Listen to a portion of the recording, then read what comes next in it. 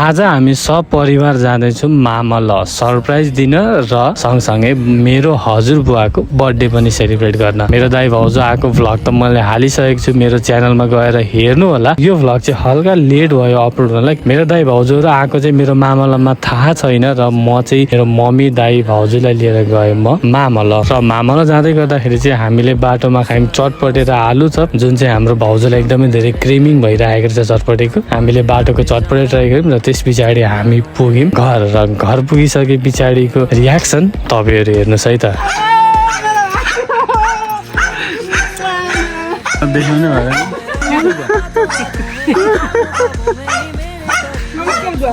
So यो चाहिँ थियो मेरो मामलको मेरो दाइलाई भेटे पछाडिको रियाक्सन। यसको फुल भ्लग मेरो च्यानलमा चाहिँ गएर हेर्नु होला। सबैजनाको भेट पछाडि हामीले सेलिब्रेट गऱ्यौँ हाम्रो हजुरबुवाको बर्थडे र बर्थडे सेलिब्रेट गरिसके पछाडि हामी फर्क्यौँ घर। See you in next vlog.